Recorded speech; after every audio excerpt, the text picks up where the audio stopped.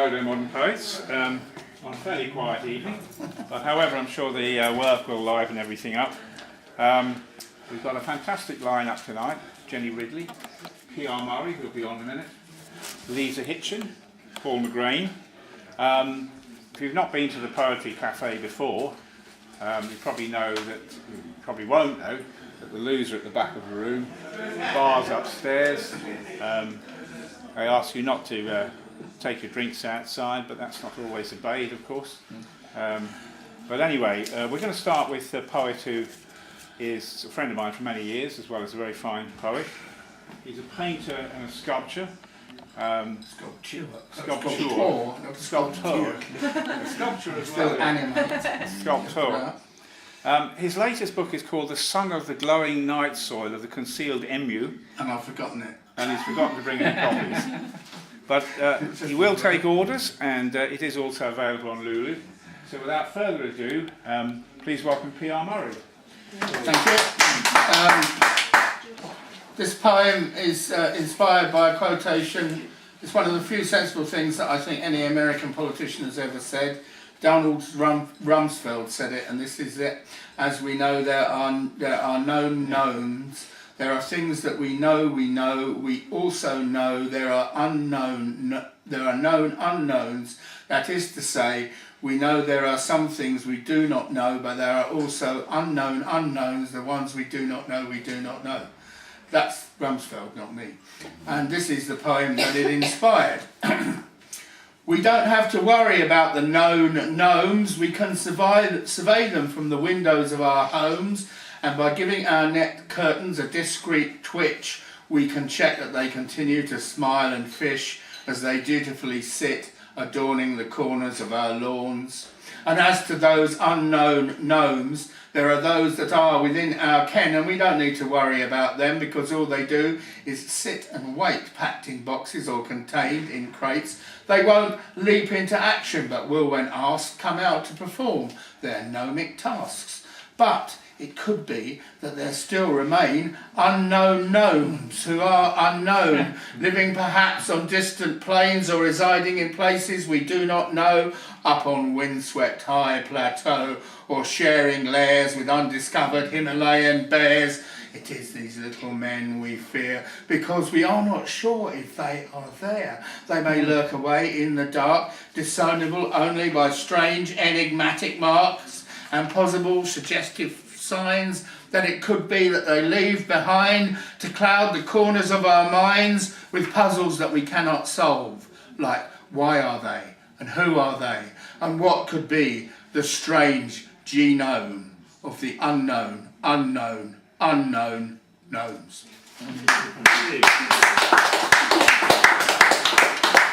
Okay, this is about an animal that's been in the news recently.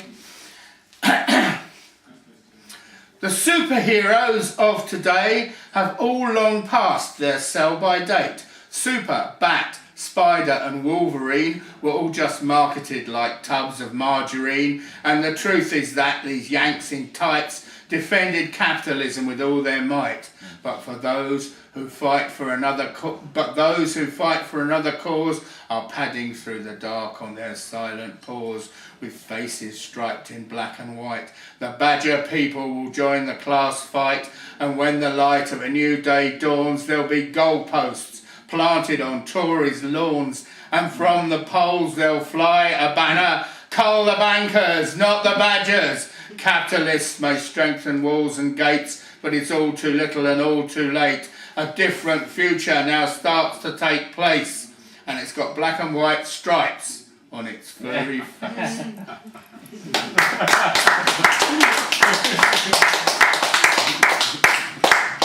This is about a place where I live. It's called Lament for a Library.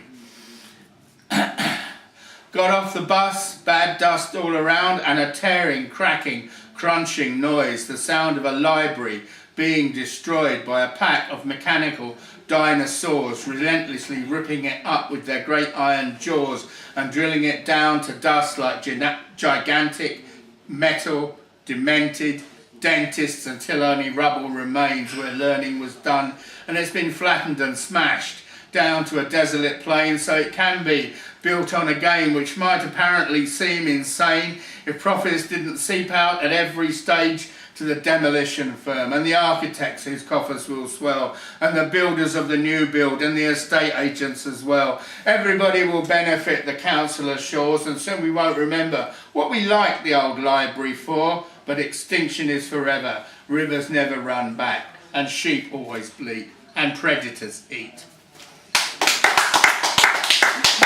Okay, so that was Willesden Library. This is a bit of filth. A topic we all are very interested in. Okay, it's called, well, you'll hear what it's called.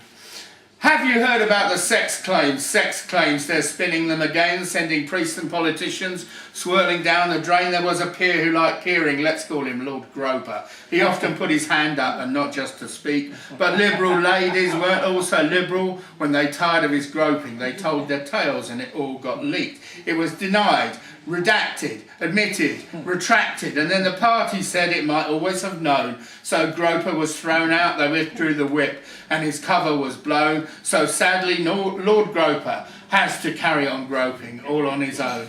And then there was Father Ophelia, priest of deep feelings, both inside and outside the priestly robe. He tried to suppress it, but he did keep expressing it. So the papacy moved him.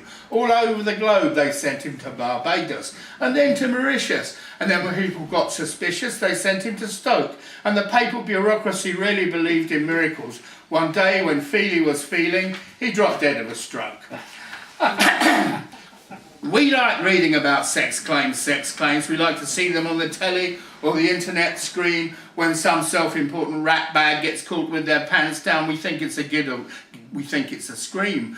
And when we run out of celebs and their sex claims, we sit around making up sex claims of our own.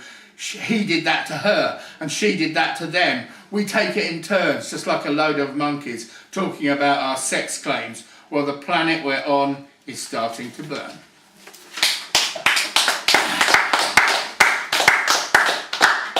And just to cheer things up a bit on this Black Friday, it's a poem about a heart operation that I had about a year or two ago.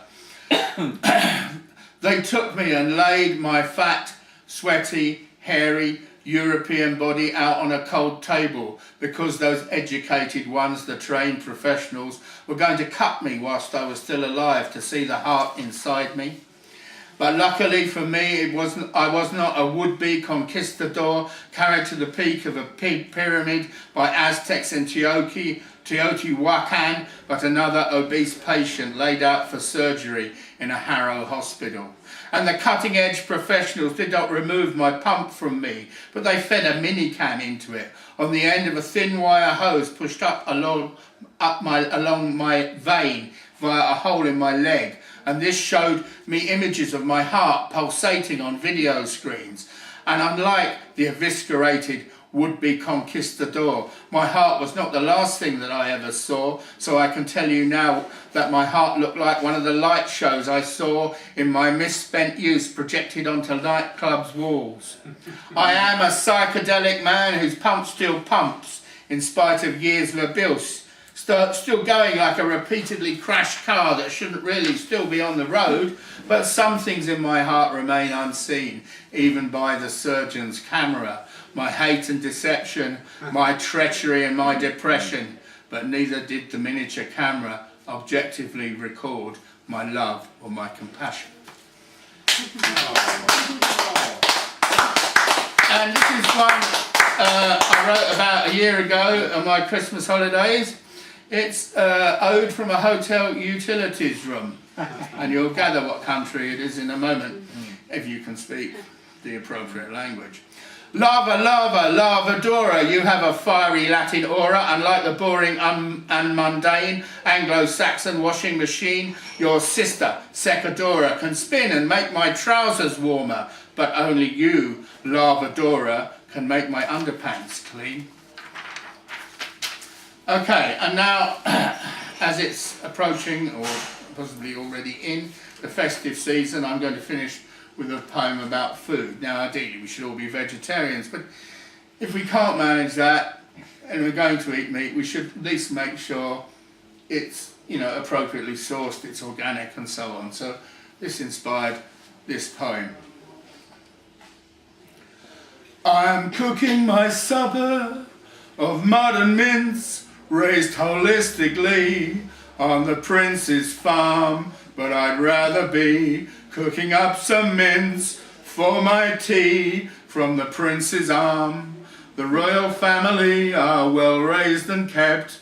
They have palaces to sleep in and parks to run about in. They are not stressed, they are free range, kept clean and pure, far from their own manure. And I'm sure they'll be nutritious, and as one at least is an organic beast, I'm sure he'd taste delicious. So I cook my meat and dream of the day which cannot be so far away, when minced prince is on my menu.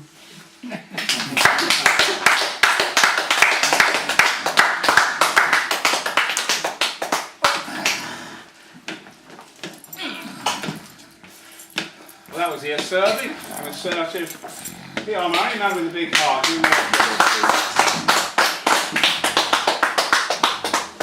Are you going to use the mic, isn't it? Yeah, I think so, yeah. Okay, I'll just set it up.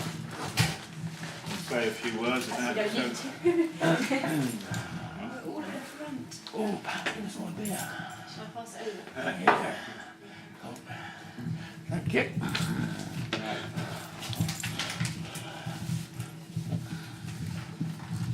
That's it. Let me know if that's right. Stay there. Okay, our next performer is somebody who's been at Dodo a few times before. She's a very fine poet. She's also training to be a counsellor, so another strand to her bow, as it were. But she's emerging back into the poetry scene after about a year and a half of bringing a new baby into the world.